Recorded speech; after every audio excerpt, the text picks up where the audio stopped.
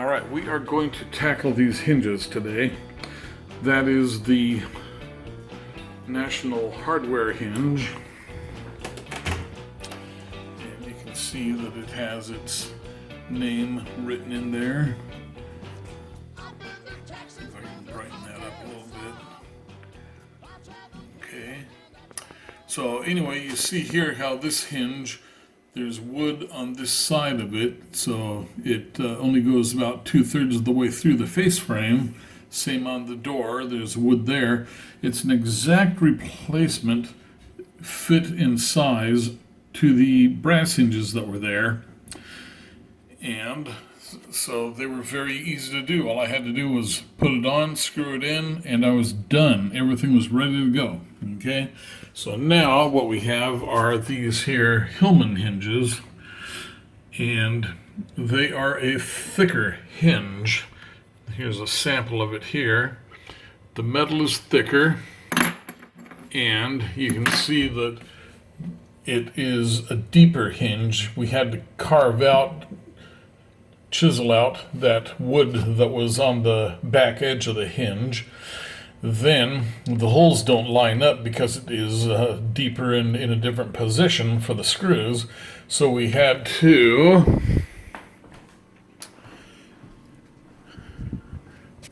glue dowels into all of the holes. And then we're going to, see, here's more of them here. So we've glued dowels into all the holes. And then we're going to, let's see, I guess I don't have a sample ready, but I've been chiseling down the wood a bit. And so this is, I've got the hinge set deeper into the cabinet, and I need to set it a little bit deeper into the wood. You see, basically there's a gap that will be there when it is properly closed. That's where the metal surfaces are the same, parallel to each other. Where's my hinge?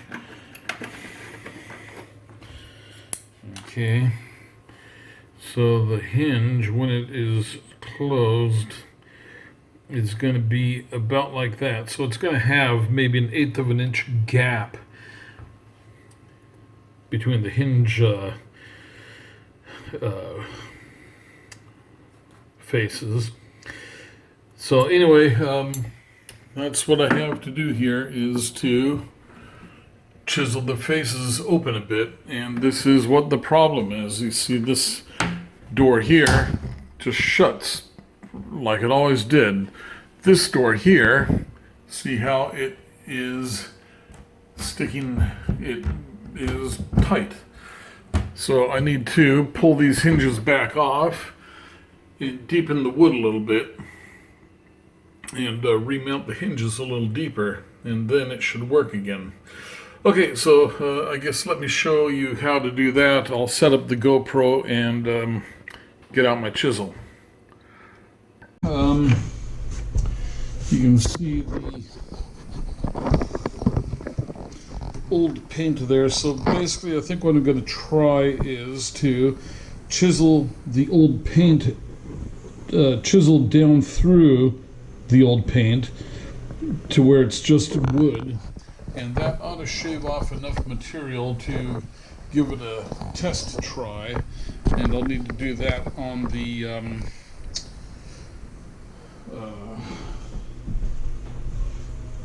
cabinet 2.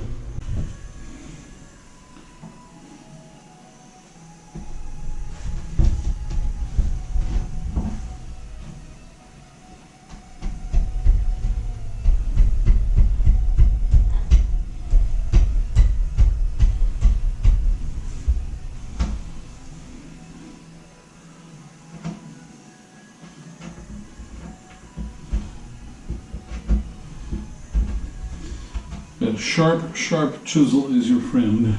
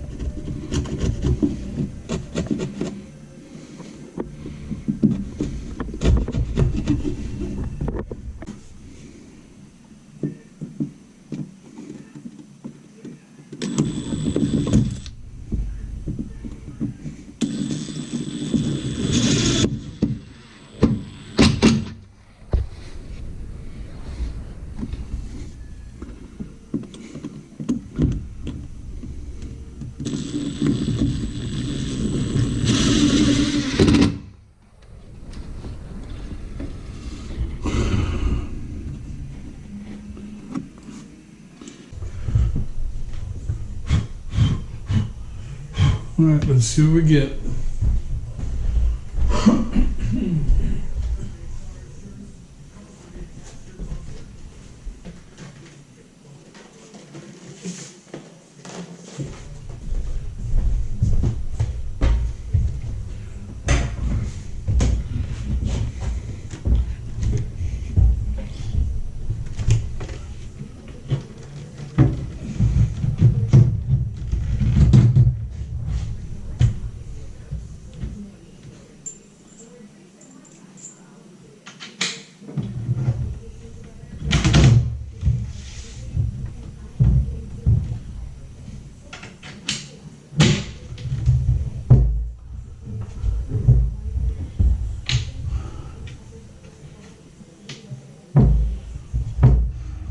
Looky there.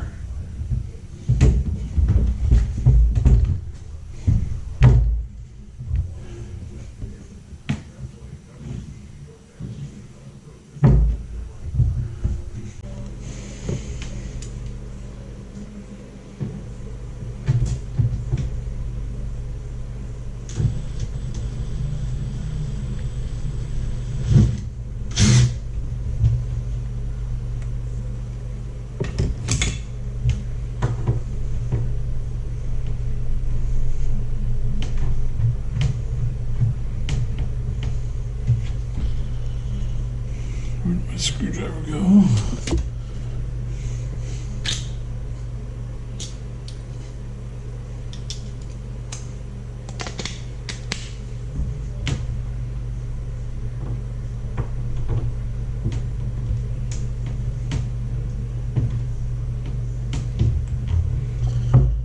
And there we go.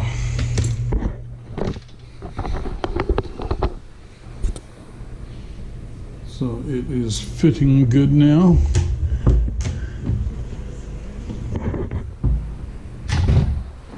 That's what they look like. That's what these ones look like. Okay, so one down. Need my magnetic catch here still. Okay, one down and a whole bunch to go. Let's see.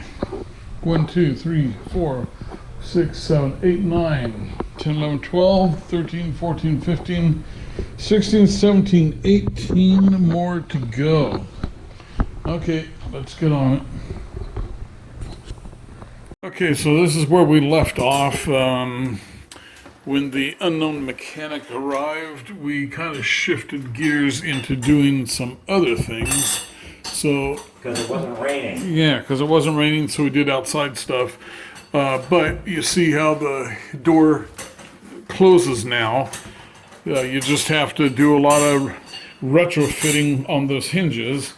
And this door here, I have this one set. You see how the hinges flush with the edge of the frame.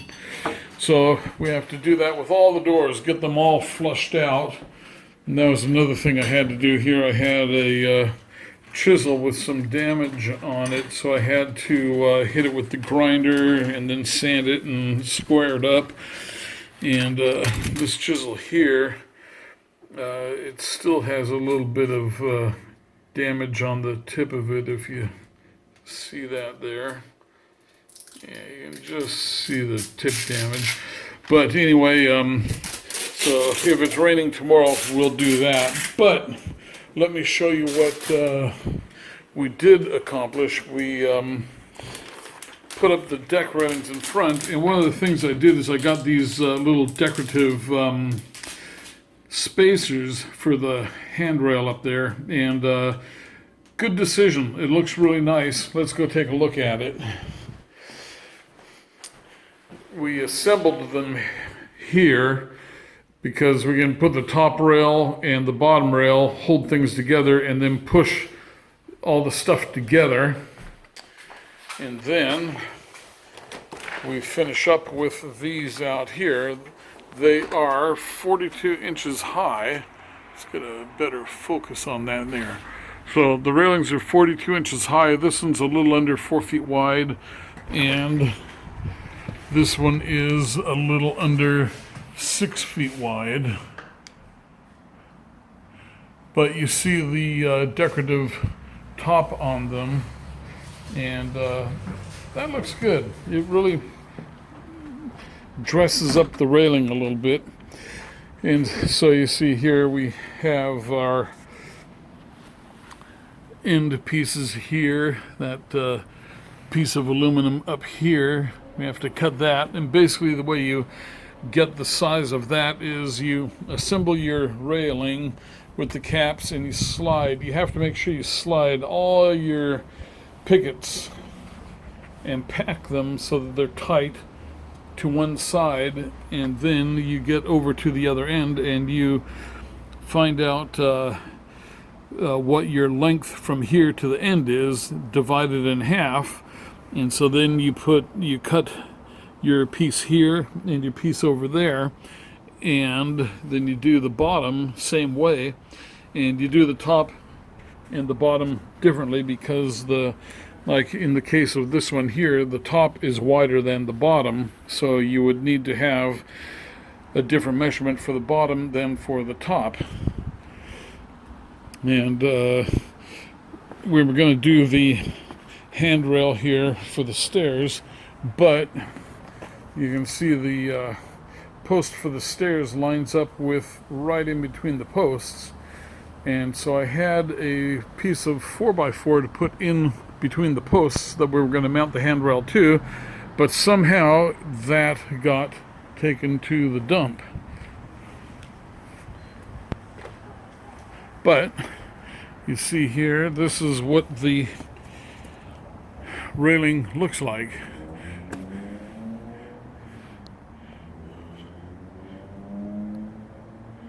Let me drop the light level down.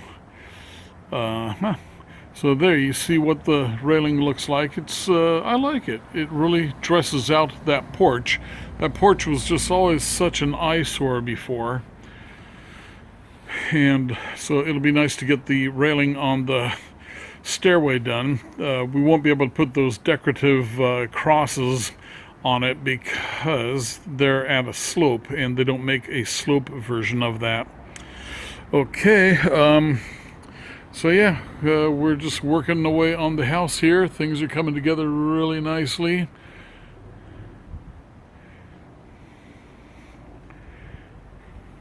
The yard, you know, I sure do like those pagoda lights in the yard. They just give it a nice ambient light.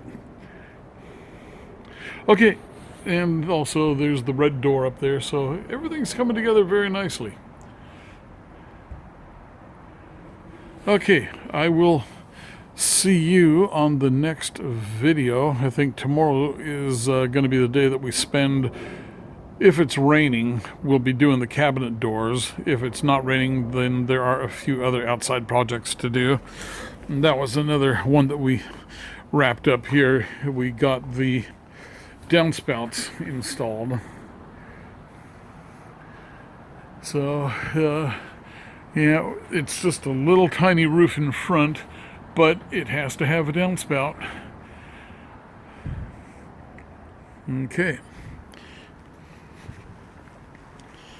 And then again, there's also that downspout over here that I'm still waiting to have a good rainstorm so that I can see how it flows water down the driveway there. All right. That's it for now. There is the yard and the pagoda lights out there. Yeah, I really did enjoy living at this house. It was a nice place to live.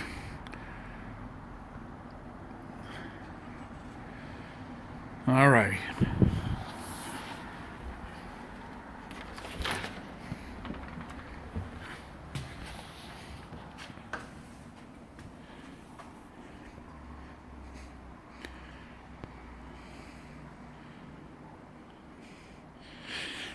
And actually, that was one more thing we had to do is because of these bolts down here, you see they're at the same height as the bottom mount bracket. So we had to undo the top post here. So we bent these brackets up, and then we got my big vice grips and put them on the bracket, turned it 90 degrees, and then nailed this bracket and bolted it back together. And that way we were able to fasten the bottom rail without interference from the post bracket. Okay.